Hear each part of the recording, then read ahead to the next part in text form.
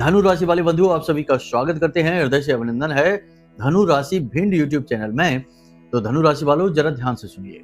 1 से 7 जून भूल कर भी मत जाना इन 3 स्थानों पर, वरना आप अपने जीवन में खुद मुसीबत को लेकर आएंगे। ग्रहों की कुदृष्टि आपके जीवन को बर्बाद कर देगी और देवी देवताओं का भी आपको श्राप लगेगा। खास तौर से जो आपके आराध्य देव हैं, वे आप पर अपनी जो कृपा दृष्टि बरसाने वाले हैं वे नहीं बरसाएंगे, साथ ही आपसे क्रोधित भी हो सकते हैं और आपके ऊपर से उनकी कृपा हट सकती है। कहने का मतलब यह है कि ये 3 जगहें कलयुग में श्रापित मानी जाती हैं और इन 3 जगहों पर जाने वाला व्यक्ति कभी भी दैवीय कृपा का और सौभाग्य का कारक तो नहीं बन पाता है। इसका कारण पुराणों में भी स्पष्ट तौर पर बताया गया है और ज्योतिष शास्त्र में भी इसका वर्णन खूब देखने को मिलता है। हम आगे कार्यक्रम में आपको इसके विषय में विस्तार से बताएंगे, लेकिन हम आपको बता दें कि 7 जून को मंगल का राशि परिवर्तन है। बड़े लंबे समय के बाद, यानी 3 अप्रैल से इंतजार चल रहा था जब से मंगल नीच राशि यानी कर्क राशि में गोचर कर रहे थे, तब से जातकों के जीवन में परेशानियां एक के बाद एक चली आ रही थी। अब उनका अंत होने वाला है। सौभाग्य का दरवाजा खुलने वाला है। मंगल पूरी कुंडली की, पूरी राशि चक्र की ऊर्जा है, एनर्जी है। वो अपने आप में एक लड़ाकू है, एक सैनिक है। लड़ाकू से मतलब है कि हर एक स्थिति में आगे बढ़ना जानता है। यदि वही नीच स्थिति में है तो सीधी सी बात है कि जीवन में फिर ऊर्जा का अभाव तो महसूस होगा ही, अपने ही काम में मन नहीं लगेगा और थकावट रहेगी, शरीर में तरह तरह के कष्ट भी रहेंगे और सीधी सी बात है कि शत्रु भी परेशान करेंगे, मन विचलित रहेगा, नकारात्मकता हावी रहेगी। लेकिन अब इन सब का अंत होने वाला है। तो 7 जून जब यह मंगल का राशि परिवर्तन हो और मंगल सिंह राशि में जाए, उससे पहले आपको ये गलतियां नहीं करनी है जो हम आपको बताने वाले हैं। साथ ही साथ मंगल देव की पूर्ण कृपा और आशीर्वाद आपको कैसे प्राप्त होगा, कुछ ऐसे विशेष सूत्र भी आपको देंगे। आपकी जन्म कुंडली भी आपको दिखवाएंगे और उसमें मंगल की क्या स्थिति है, यदि नेगेटिव है तो उसे पॉजिटिव कैसे करें और यदि पॉजिटिव है तो उसका और अधिक बढ़ चढ़कर लाभ कैसे प्राप्त करें। इसके विषय में भी आपको हम बहुत ही विशेष ज्ञान देने वाले हैं। कहने का मतलब यह है कि कार्यक्रम को अंत तक देखना है। इस कार्यक्रम में 3 स्थानों के विषय में तो बताएंगे ही बताएंगे, साथ ही साथ कुछ गुप्त क्रियाओं के विषय में भी बताएंगे जिन्हें लोग पैसे लेने के बाद बताते हैं, यानी ऐसे उपाय जो पेड तरीके से दूसरों को दिए जाते हैं, लेकिन हम माई की सेवा में आपको यूं ही माता रानी का प्रसाद बनाकर दे रहे हैं। तो आपको इन उपाय और क्रियाओं को जान लेना है। याद रखना कि मंगल का सीधा संबंध हनुमान जी से है। मंगल के मालिक हनुमान जी हैं। मंगल का स्वरूप भी इन्हें कहा जाता है, इसीलिए तो मंगल भवन अमंगल हारी कहा जाता है। अब यहाँ पर यदि आप हनुमान जी को प्रसन्न करते हैं, कुछ क्रियाएं करते हैं जो हम आगे आपको बताने वाले हैं, उन्हें कर लेते हैं, तो मंगल का आशीर्वाद तो अपने आप ही आपको मिल जाएगा। साथ ही कुछ निषेध हैं, यानी कि कुछ बातें ऐसी हैं जिन्हें आपको भूल कर भी नहीं करना है। इसी के साथ साथ 7 जून के बाद आपके जीवन में क्या घटित होगा, कैसे आपको उसका लाभ मिलेगा और कैसे आप आने वाले जो लाभ हैं आपके जीवन में, जो खुशियां हैं, उन्हें और आप अधिक से अधिक बढ़ा पाएंगे, इसी विषय पर आज के इस कार्यक्रम में हम चर्चा करने वाले हैं। बड़ा ही महत्वपूर्ण कार्यक्रम है। एक बात यहां पर हम आपको स्पष्ट तौर पर बता दें कि जो भी व्यक्ति आज इस कार्यक्रम को पूरा देख लेगा, 100% जून का महीना उसके जीवन का सबसे सुंदर महीना बनने जा रहा है। हर एक कष्ट परेशानी धीरे धीरे समाप्त हो जाएगी और नए सुख और सौभाग्य का जीवन में आगमन निश्चित तौर पर होगा ही होगा। क्योंकि जब आप अपने ऊपर से नकारात्मकता को हटाने में कामयाब हो जाएंगे, और यह होगा केवल मंगल की सहायता से और किसी की सहायता से नहीं, तो फिर क्यों नहीं आपके जीवन में सौभाग्य आएगा। यह पूरा वर्ष ही 2025 मंगल को समर्पित है, हनुमान जी को समर्पित है। तो ऐसे में इस पूरे वर्ष लाभ प्राप्त करने के लिए भी इस कार्यक्रम को पूरा देखना अति आवश्यक बन जाता है। बंधु, उम्मीद करते हैं कि आप हमारी मेहनत को सराहेंगे, कार्यक्रम में अंत तक अवश्य ठहरेंगे और जो बातें हम आपको बताने जा रहे हैं, इन बातों को बिल्कुल भी हल्के में मत लेना। ये बहुत ही बारीक, बहुत ही शक्तिशाली, महत्वपूर्ण बातें हैं। आपने चाहे लाख उपाय पहले कर लिए हो, फलित ना हुए हो, लेकिन आज जो क्रिया उपाय हम आपको बताने जा रहे हैं वे 100% फलित होंगे। तो पूर्ण विश्वास के साथ इस कार्यक्रम को देखें। चलिए माता रानी को याद करते हुए कार्यक्रम को शुरू करते हैं। कमेंट बॉक्स में पूरे भक्ति भाव के साथ लिख डालिए, जय मां भद्रकाली कृपा करो। महामाई निश्चित तौर पर आपके ऊपर कृपा कर चुकी हैं। तभी यह कार्यक्रम सही समय पर आपके पास पहुंचा है। तो अब माई को अपना आभार और व्यक्त करिए। कमेंट बॉक्स में लिखिए कि मैं भी माई के परिवार का हिस्सा हूं। ये कार्यक्रम माई के धाम से प्रसारित हो रहा है। इसमें बताई गई हर एक बात की जिम्मेदारी हम लेते हैं कि ये बातें प्रमाणित हैं और माई के धाम से जुड़ने का, माई से जुड़ने का यह अवसर आपके पास खुद चलकर आ गया है। तो चलिए कमेंट बॉक्स में लिख डालिए। अब अपने मूल विषय को शुरू करते हैं, ध्यान से सुनिए। प्यारे मित्रों, हमारे अत्यंत प्रिय और परम पूज्य अमिताचार्य जी के पास माँ बगलामुखी और माँ भद्रकाली की साधनाओं का वर्षों का अनुभव है और माता रानी की इनके ऊपर पूर्ण कृपा और सिद्धि है। आचार्य जी ने अपने सटीक कुंडली विश्लेषण और श्रेष्ठतम उपायों के माध्यम से हजारों लोगों के जीवन को खुशियों से भरा है। आचार्य जी का कुंडली विश्लेषण और उपाय करवाने का तरीका इतना अद्भुत है कि जीवन के हर एक दुख और कष्ट का कारण जड़ से ही समाप्त हो जाता है।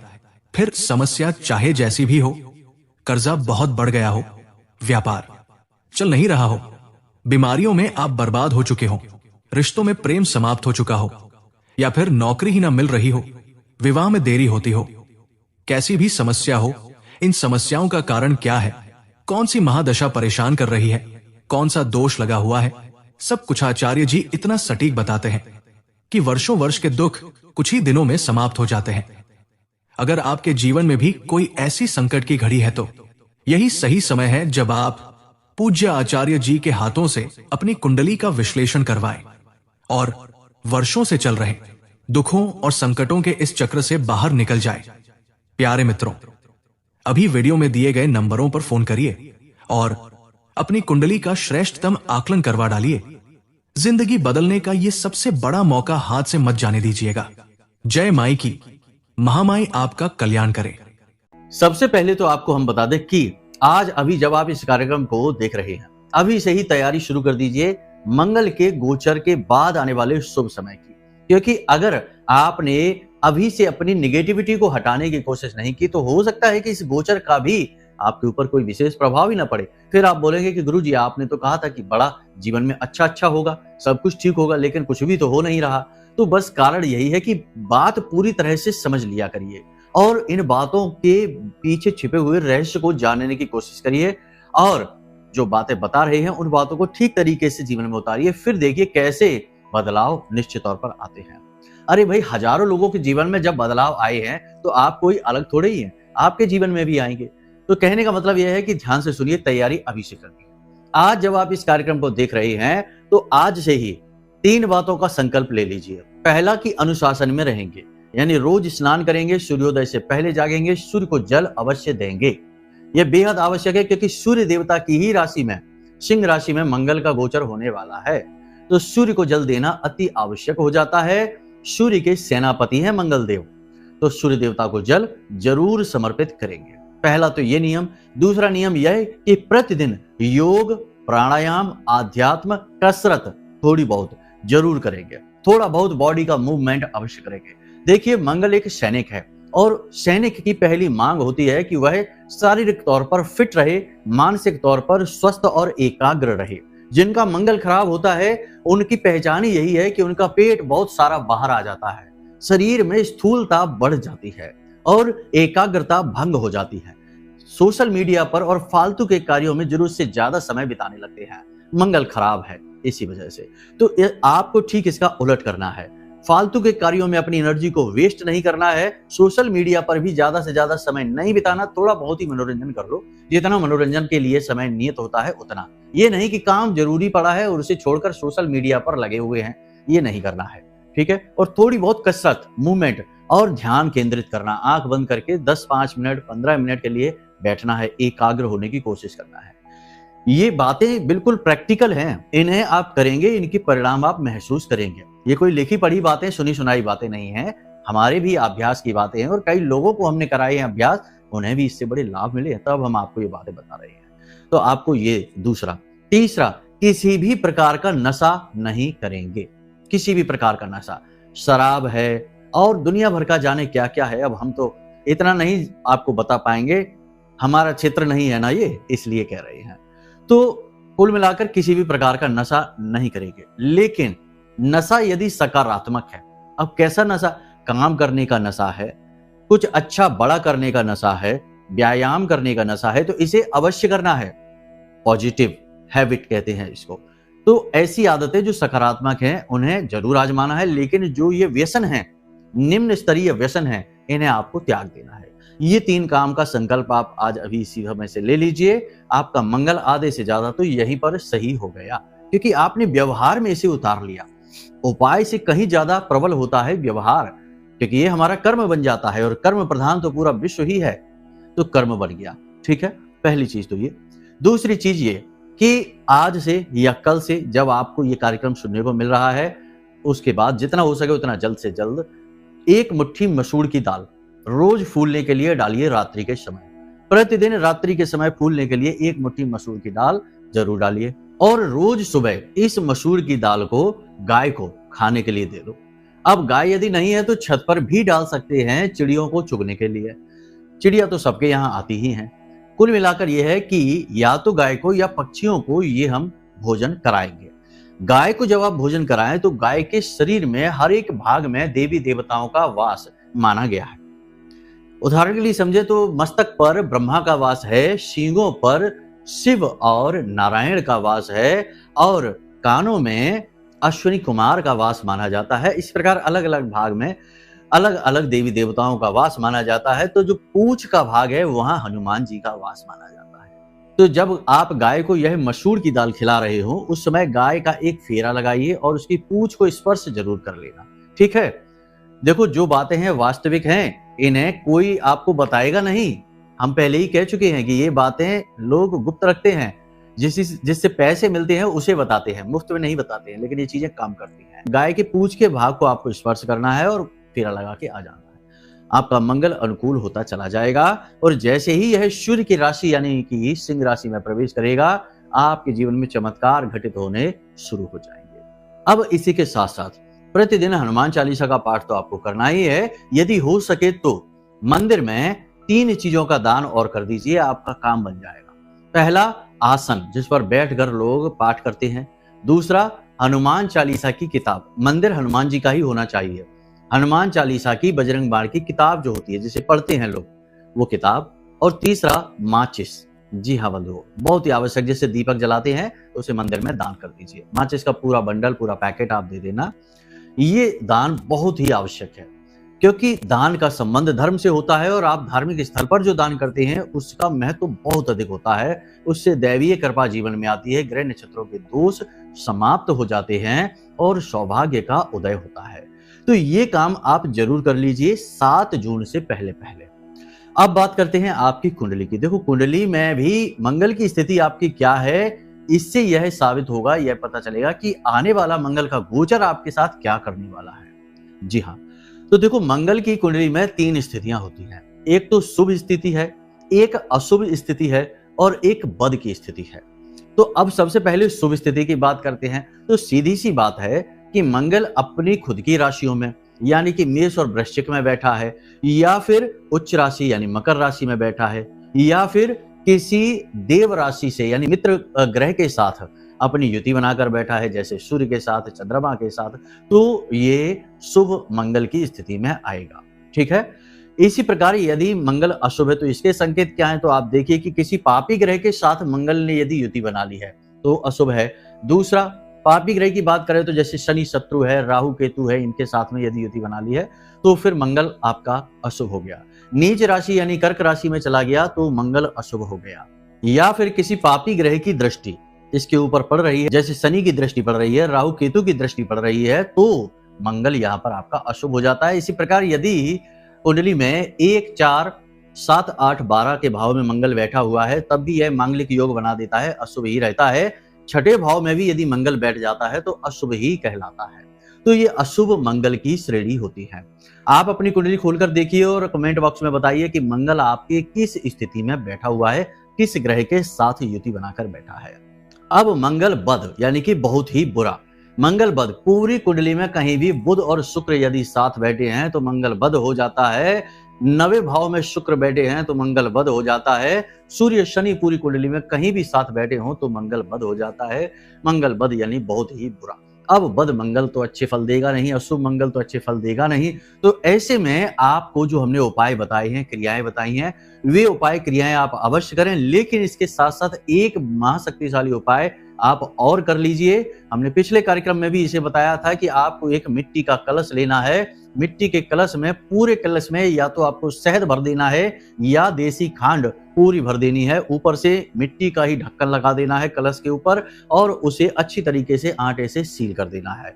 चारों तरफ उसके आप कलावा लपेटेंगे, 7 बार कलावा लपेटेंगे, गांठ नहीं लगाएंगे और मंगलवार के दिन ये क्रिया करेंगे और किसी निर्जन वीरान स्थान में मिट्टी में यानी गड्ढा खोदकर उसमें दबा देंगे या फिर शमशान घाट पर इसे गड्ढा खोदकर दबा देंगे। ये वर्ष में एक बार किया जाने वाला उपाय है। इससे मंगल कैसा भी हो, चाहे अशुभ हो चाहे बद हो, उसके फल अच्छे मिलने शुरू हो जाते हैं।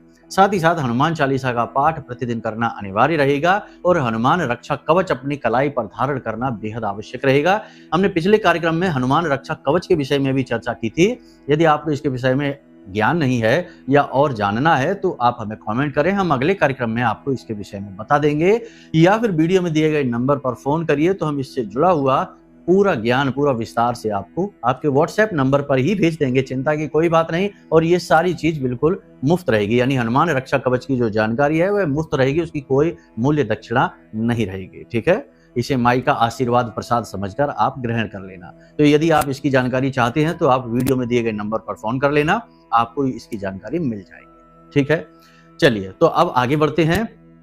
आपको बताते हैं कि ये जो उपाय और क्रियाएं जब आप करेंगे तो इससे आपका आने वाला समय तो शुभ होगा ही होगा, साथ ही आपके जीवन में जो नेगेटिविटी चल रही है, जैसे कोई कर्जे से परेशान चल रहा है रिश्ता, क्योंकि मंगल का 2-3 जगह पर जीवन में बहुत गहरा प्रभाव रहता है। सबसे पहले तो दाम्पत्य जीवन इसी पर निर्भर करता है, दूसरा धन की स्थिति कैसी रहने वाली है और तीसरा कर्जा। आपके जीवन में यदि कर्जा बहुत अधिक बढ़ गया है, आप चुका नहीं पा रहे हैं, तो समझो कि मंगल की स्थिति जरूर खराब है।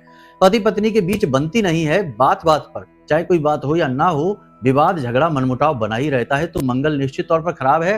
धन आप लाख प्रयास करते हैं, मेहनत करते हैं और उम्मीद लगाते हैं, उससे कहीं कम, बहुत ही कम, यानी कि 100 रुपए की उम्मीद लगी है और पैसा 20 रुपए ही आ रहा है, 10 रुपए ही आ रहा है, तो समझिए आपका मंगल खराब है। एक और संकेत है कि यदि आपका पेट हमेशा खराब ही बना रहता है और भूख प्यास कम लगती है, साथ ही साथ सिर में भी दर्द बना रहता है, तो समझिए आपका मंगल खराब है। खून से जुड़े रोग भी रहते हैं, एलर्जी रहती है किसी प्रकार की, तो ये भी मंगल खराब के संकेत हैं। तो संकेतों के माध्यम से भी आपको बता दिया, कुंडली के माध्यम से भी आपको बता दिया, उपायों के माध्यम से अनुकूल बनाने की विधि आपको बता दी। मतलब कि सारी चीजें इतनी एक्यूरेट, इतनी सटीक हमने बताई हैं कि जो इस कार्यक्रम को पूरी तरीके से देखेगा, समझेगा, जानेगा, उसका मंगल तो किसी भी हालत में नेगेटिव नहीं रह पाएगा, नकारात्मक नहीं रह पाएगा। फिर भी यहाँ पर हम आपको एक बात और बता दें कि जो 3 बातें हमने शुरू में आपको बताई थी, उन्हें अपने जीवन में आप हमेशा के लिए उतार ले यदि, तो सर्वोत्तम रहेगा। फिटनेस बेहद आवश्यक है। मंगल आपके शरीर की फिटनेस को भी देखता है, आपके स्वास्थ्य को भी देखता है, आपकी इम्यूनिटी को भी देखता है, तो खाने पीने का विशेष ख्याल और कसरत वगैरह अवश्य करते रहें। अब हम आपको बताते हैं उन 3 स्थानों के बारे में जहां आपको भूल कर भी नहीं जाना है। देखो सीधी सी बात है कि जो भी स्थितियां आपके आसपास की हैं, आसपास का वातावरण है, उसका आपके ऊपर बहुत गहरा प्रभाव पड़ता है। यदि आप किसी अच्छे स्थान पर जाते हैं, देव स्थान पर जाते हैं, तीर्थ स्थलों पर जाते हैं, मंदिर भगवान के दर्शन करने जाते हैं, तो आपका मन पवित्र हो जाता है और जब मन पवित्र हो गया तो जीवन में सकारात्मक घटनाएं घटनी शुरू हो जाती हैं। इसी प्रकार यदि आप नकारात्मक वातावरण में जाते हैं तो आपका मन अपवित्र होता है और जीवन में नकारात्मक घटनाएं घटनी शुरू हो जाती हैं। तो आपको कौन सी 3 जगहों पर नहीं जाना है? सबसे पहली जगह जहां जुआ, शराब, सट्टेबाजी, मांसाहार की बातें हो रही हैं या ये सब किया जा रहा है, ऐसे स्थान पर आपको भूल कर भी नहीं जाना है। कलयुग में इस स्थान का विशेष निषेध कहा गया है। महाराज परीक्षित से जब कलयुग ने स्थान मांगे तो कलयुग को 4 स्थान भगवान ने नियत किए। उनमें से एक स्थान यह भी था कि जहां शराब पी जाती है, जहां उल्टे सीधे कुकर्म किए जा रहे हैं, लंपटबाजी वाली बातें हो रही, यानी कि एक दूसरे की चुगलियां हो रही हैं, उस स्थान पर कलयुग का वास होता है। वहां आपको भूल कर भी नहीं जाना है जहां शराब वगैरह पी जा रही है, ऐसे स्थान पर नहीं जाना है। यहां पर जाने से आपका मंगल पूरी तरह से प्रतिकूल हो जाएगा और राहु का प्रभाव आपके ऊपर बढ़ जाएगा और मंगल राहु का शत्रु है। तो जब राहु का प्रभाव आपके ऊपर बढ़ेगा तो कहीं ना कहीं मंगल आपका दूषित हो ही जाएगा। दूसरा स्थान कि जहां धर्म का दुष्प्रचार हो रहा है, भगवान का अपमान हो रहा है, पुरखे पूर्वजों का अपमान हो रहा है, क्योंकि बहुत सारे लोग समाज में ऐसी विकृत मानसिकता के उत्पन्न हो गए हैं जिन्हें हम समाज के ऊपर काला धब्बा ही कहेंगे, जो जिस देश में रहते हैं उस देश की बुराई करते हैं, जिस धर्म में रहते हैं उस धर्म का सम्मान नहीं करते हैं, यहाँ तक कि जिस माँ बाप की शरण और आश्रय में पले हैं उनको भी बुरा भला कहने से पीछे नहीं हटते हैं, अपने पुरखे पूर्वजों को भी लगातार कोसते रहते हैं। तो ऐसे नीच लोगों के वातावरण में आपको नहीं जाना है, वरना यहां से भी आपका मन अपवित्र हो जाएगा, आपके ऊपर दोष लग जाएगा और आपका मंगल तो होगा ही प्रतिकूल, साथ ही नेगेटिव ग्रह, क्रूर पापी ग्रह सक्रिय हो उठेंगे और आपकी बर्बादी हो जाएगी। तीसरा स्थान जहां तंत्र मंत्र झाड़ फूंक किया जाता है। जी हाँ, जहां तंत्र मंत्र झाड़ फूंक किया जाता है ऐसे स्थान पर भी आपको नहीं जाना है। कभी कभी स्थिति ऐसी बन जाती है कि आपका कोई व्यक्ति है या आप ही स्वयं हैं, किसी ऐसे व्यक्ति से मिलते हैं जो तंत्र मंत्र करता है, झाड़ फूंक करता है, नेगेटिव क्रियाएं करता है। देखो, तंत्र मंत्र अच्छी बात है, तंत्र मंत्र खराब नहीं है।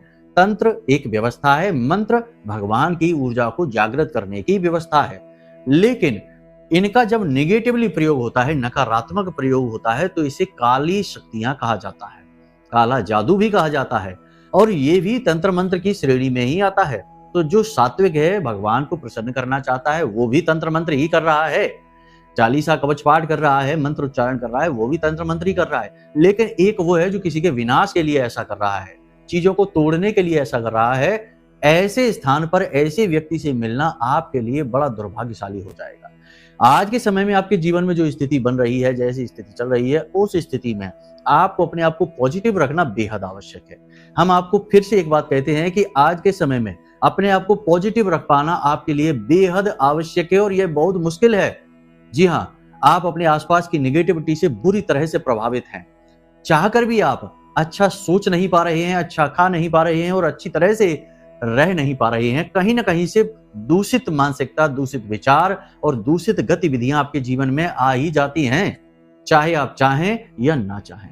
तो ऐसे में जितना हो सके उतना आप अपने आप को स्वच्छ रखें, पवित्र रखें, देव स्थानों पर जाएं, मंदिर जाएं, भजन कीर्तन सुने, भगवान का नाम स्मरण करें, कुछ नहीं तो भगवान का कोई सत्संग लगा लें, किसी संत को सुने। अरे संतों का तो अपमान करने का समाज में चलन सा चल गया है, लेकिन संत कभी आपको शराब पीने को नहीं कहते, गुटखा तंबाकू खाने को नहीं कहते, धूम्रपान को नहीं कहते, व्यभिचार करने को नहीं कहते। वो तो आपको अच्छी बात ही बता रहे हैं, धर्म की बात ही बता रहे हैं। तो आपको अच्छी बात सुनने से मतलब है, या सुनने वाला कौन है उसकी बायोग्राफी बनानी है आपको, कि भाई ये क्या करता है, कैसे रहता है, किस गाड़ी में चलता है, किस जगह रहता है, क्या लेना देना आपको। ज्ञान लीजिए, ज्ञान की ही अनिवार्यता है और उसी का महत्व है। बाकी किससे, कहां से, कैसे ज्ञान आ रहा है, इससे कोई फर्क नहीं पड़ता। इसीलिए तो कहा जाता है कि जाति न पूछो साधु की, पूछ लीजिए ज्ञान, ज्ञान ले लीजिए बस, ठीक है। तो किसी सत्संग को सुन लीजिए, किसी संत की वाणी को सुन लीजिए, जो आपको अच्छे लगे उनकी सुन लीजिए। इससे आपका मन पवित्र हो जाएगा, शुद्ध हो जाएगा और बस यहीं से आपके सौभाग्य निर्माण का दरवाजा खुल जाएगा। अब यदि आपके मन में कोई प्रश्न उठे या अपनी कुंडली का विश्लेषण कराना हो, क्योंकि देखो समय परिवर्तन के समय कुंडली विश्लेषण करना बेहद आवश्यक है, क्योंकि केवल मंगल ही नहीं, कई अन्य ग्रह भी होते हैं, कई अन्य दोष होते हैं, योग युतियां होती हैं, जिनके बारे में जानना और जिनके उपाय करना बेहद आवश्यक होते हैं। तो महीना परिवर्तित हो रहा है, ग्रहों की दशाएं और चाल बदल रही हैं, ऐसे में अवसर रहता है कि जब किए जाने वाले उपाय जल्दी फलित हो जाते हैं, जल्दी लाभ देना शुरू कर देते हैं। तो अब यदि कुंडली विश्लेषण कराना है तो नंबर वीडियो में दे रखे हैं हमने, उन पर फोन करिए, सारी जानकारी ले लीजिए और हम आपको कुंडली का श्रेष्ठतम आकलन करके दे देंगे, आपके लिए सटीक उपाय आपको दे देंगे, तो 100% फलित और कारगर भी होंगे माई की कृपा और आशीर्वाद से। तो चलिए बंधु, इस कार्यक्रम को यहीं पर विराम देते हैं। हमेशा हंसते रहिए, मुस्कुराते रहिए, सकारात्मक रहिए, महामाई पर अपनी आस्था और विश्वास बनाकर रखिए, क्योंकि आपका उद्धार तो माई के हाथों ही होना है। तो प्रेम से बोलिए जय माई की। हमारे प्रिय और परम पूज्य आचार्य जी ने अपनी साधनाओं के अनुभवों पर आधारित शक्तिशाली उपाय और क्रियाओं के माध्यम से हजारों लोगों के जीवन को पूरी तरह से बदला है। आचार्य जी के द्वारा बताया गया हर एक उपाय इतना सटीक और कारगर होता है कि जो भी इसे पूरे भाव के साथ कर लेता है, उसे साक्षात महामाई की कृपा और आशीर्वाद प्राप्त हो जाती है। इसलिए निसंकोच इन उपायों को पूरे भाव के साथ करिए, आपका कल्याण होगा। जय माई की।